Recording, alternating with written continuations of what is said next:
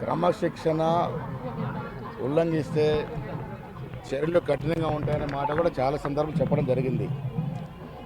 మల్లన్న బీసీల కోసం పోరాడుతున్నప్పుడు మల్లన్న వెనకేసుకొచ్చిన కూడా మేమే.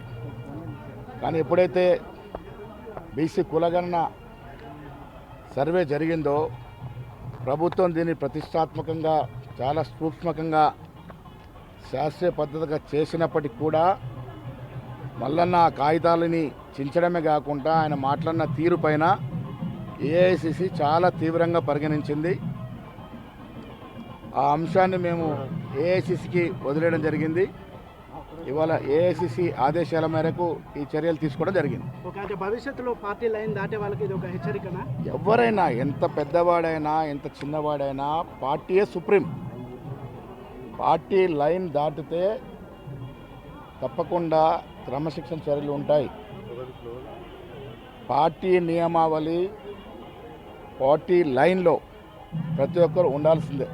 అది అందరికీ వర్తిస్తుంది. ఇంతకన్నా ఘోరంగా కమెంట్స్ చేసుకున్న వాళ్ళు, బూతులు తిట్టుకున్న వాళ్ళు కూడా పార్టీలో ఉన్నారు. కానీ తన మీద వై అని ఆయన క్వశ్చన్ చేస్తున్నారు. ప్రభుత్వము రాహుల్ గాంధీ గారి ఆశయం తెలంగాణ ప్రభుత్వం ఇంప్లిమెంట్ చేస్తే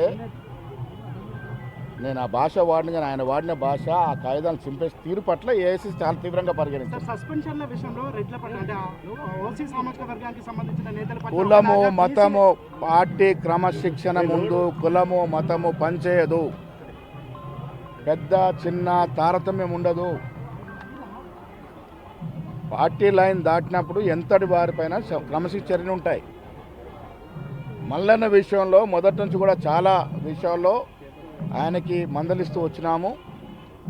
ఇది పద్ధతి మంచిది కాదని చెప్తూ వచ్చినాము. అయినప్పటికీ కూడా ఆయన ఆ కాగితాన్ని తగిలియడం అనేది చాలా తీవ్రంగా పరిగణించాలి.